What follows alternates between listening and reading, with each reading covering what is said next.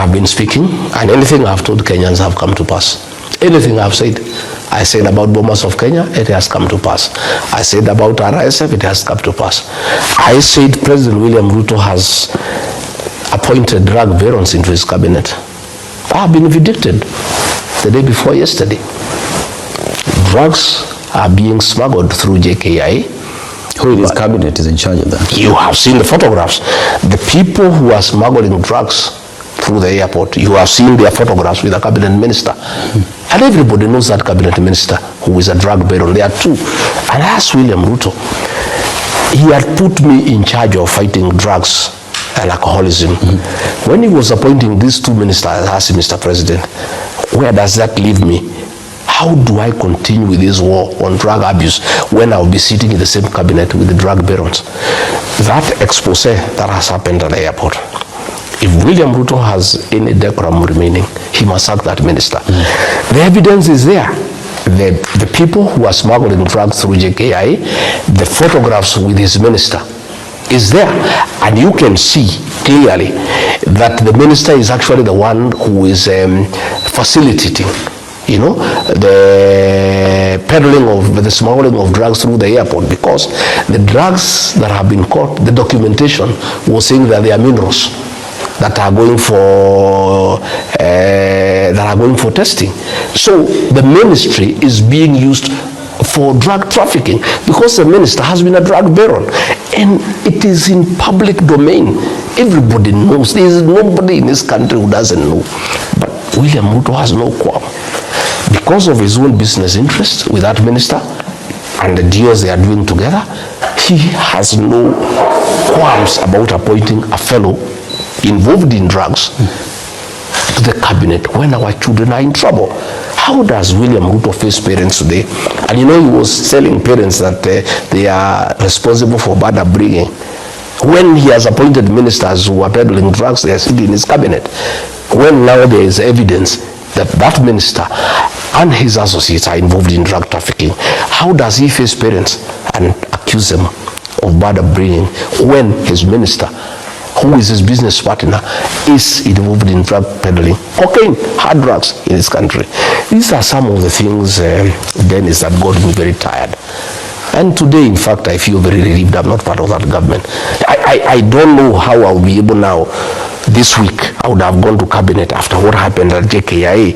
I don't know how I would have gone to sit in that cabinet with that minister when I was in charge of fighting drugs and alcoholism on behalf of government, and then I have to sit with a minister who is facilitating drug trafficking in the country. We may not like the messenger, but let us agree that the message is lucid and viable. Rigathi Gachagua is the necessary evil we need. He's playing the devil's advocate, which is quite okay, exposing all the inner happenings of this KK government.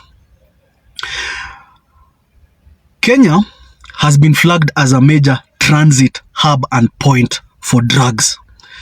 Drugs going to Central Africa, West Africa, and some going to Southern Africa. And if you remember some time back, the largest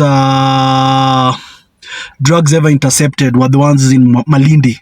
And that was around 6.2 billion worth of, was it cocaine or heroin? I don't remember. And that was during the regime of none other than Mwai Kibaki. And in its wake, that bust brought a lot of destruction. Many whistleblowers lost their lives. Many police officers lost their lives. The public was treated to a charade, a game of musical chairs. And then finally they lied to us that the drugs were destroyed. And there was no authentication to tell us that those drugs were indeed destroyed. Then fast forward, come to, what is it, 2020? Another bust was done for heroin at 1.6. That the drugs were worth, I think, 1.6 billion. And this was during Uhuru's tenure. But the same even were not offloaded. The ship was blown up in the high seas.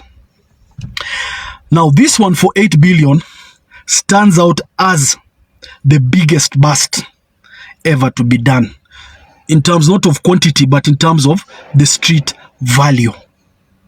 Now, the drug business operates just like any business model. It's anchored on the forces of supply and demand. You see, there are those who manufacture, who grow these drugs, who harvest these drugs, who manufacture these drugs, process these drugs. There are those who handle the logistics, transporting it. There are those who do warehousing, they store it, and then there are those who distribute it until it reaches to the dealers who sell them to the users. So it's a vast network and it's meticulously planned. It's not something that just happens haphazardly. So these drugs did not just leave where they left and sailed towards Kenya. That is the route they were given. And probably Mombasa was the port they were told that they will dock. If you look at that boat, that's not even a ship, that's a boat, a wooden boat. You can't tell me that boat can handle the vagaries of the sea, the roughness of the sea. Most likely these drugs came with a bigger ship, and that ship was not coming through Mombasa.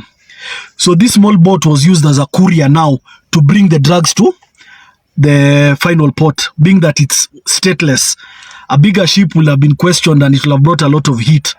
Because you can't tell me this ship, if the point of origin is Iran, from Iran to Mombasa, this wooden ship survived how the roughness of the weather, especially at night. So this was more of a courier. The drugs were flooded from a bigger ship and put on this one, and then this one was to bring. And such a drug, such a bust, I mean, such drugs with a street value of 8 billion must have senior people involved. People in the top echelons and inner sanctums of power, either in our country or wherever. This is just not any drugs that can be handled by mid-level people. This was something that was planned. But something somewhere went wrong. Maybe somebody was not paid. I don't know. Or maybe we're just being treated to a game of musical chairs. The real drugs entered. These are just being used as a decoy to hoodwink us and to add more positive evidence to this regime that has always been doing things the wrong way. And coincidentally, next month, the vice president from US, that Vance, I don't know, is called who, he'll be coming. And you know, these people are relentless when it comes to the fight against drugs. And with this, maybe they'll see that Kenya has done this bust and destroyed the drugs. They'll probably give them some accolades and probably even fund them. And we all know that money will be misappropriated. But if you join the lines, in March, it was discovered that there's a meth lab in Namanga, inside the Kenyan side. Something that even our authorities either were oblivious about or they were complicit to the vice. It's the Americans who raised the red flag. And we went there, it was confirmed. But one thing I know, methamphetamine is not a drug that is highly abused in Kenya. Go look at the Nakada report. I don't think it has a very low percentage. Unless now people are discovering it. But I suspect this Mombasa was being used as a transit point. It was being used as a transit point. Those drugs are not destined for Kenya. So now you're hearing Murkomen is saying that they are going to ban them. Now when they ban them, who's there to authenticate that indeed these things are drugs? They have just been wrapped up.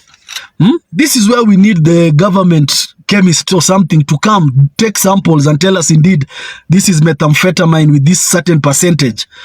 And they need this distraction. They make it public. We see it. And indeed we see these drugs being burnt. But they can't just tell us they'll destroy, then what? These drugs will probably find themselves back into the market. They'll find themselves back into the market. 8 billion. And the way we have corrupt leaders, wawache 8 billion iende hivyo. US.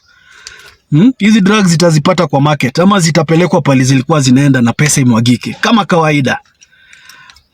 But this thing was something planned. It's not a coincidence. It is not a coincidence. But anyways, the saga continues. Afro cinema continues.